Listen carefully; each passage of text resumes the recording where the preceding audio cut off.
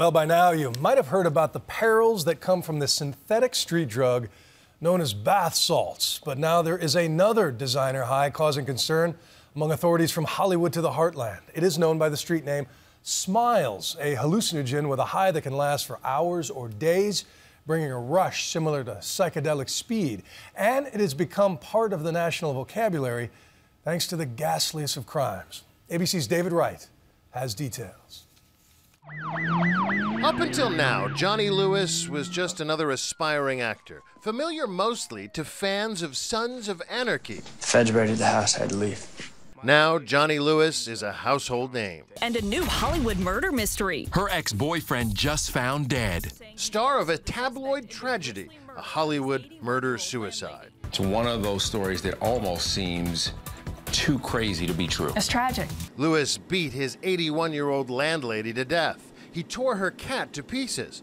Eyewitnesses who tried to stop him say he showed superhuman strength. There are reports that some sort of drugs were involved. That's a possibility. We haven't located any drugs, and we're not sure about that. We won't know until the toxicology report comes back from the coroner's office. But suffice to say, anybody who acts in this kind of a manner would indicate that there may be some kind of drugs on board. If drugs were involved, does your experience tell you what sorts of things we might be talking about? Well, the thing we're seeing lately here in Los Angeles and across the country are some of these synthetic designer type drugs, something like bath salts, or the new one that we've heard around here called Smiles.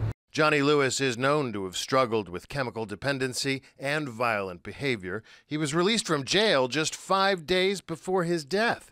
Whether it was these particular chemicals, the so-called designer drugs, is speculation at this point, based on information police are hearing from people who knew him. But Smiles is no laughing matter. A 19-year-old Coon Rapids man is dead after a mass overdose. People have died from this stuff. Today we visited the LAPD's drug lab, where criminologist Jose Gonzalez gave us a quick chemistry lesson. Well, the C is obviously carbon, but each one of these intersections is also a carbon atom here.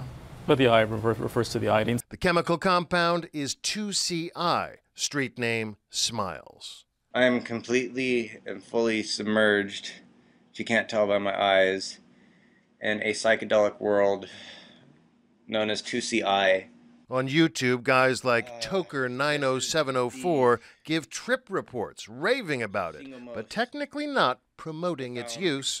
30 milligrams of this is just so unreal, and I can't, this is just complete psychedelia. Most typically you eat it. Most typically it's a tablet that you can just swallow, but sometimes people sniff it. We have seen some people inject it, but this is much, much less frequent. Usually people either eat it or drink it. Basically, you never know what you're getting. It's Russian roulette. Phenethylamines have been around for decades, pioneered by an 87-year-old chemist who lives in the Bay Area. Alexander Shulgin, a former researcher at Dow Chemical with a lifelong passion for psychedelic drugs. He's the focus of a new documentary called Dirty Pictures. Shulgin is credited with rediscovering ecstasy, a drug first synthesized by Merck Pharmaceuticals in 1912.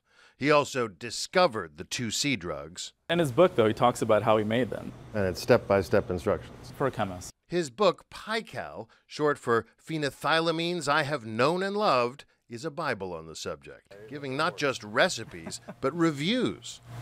So he's a connoisseur, in addition to being a chemist. In addition. The LAPD keeps a copy in the drug lab.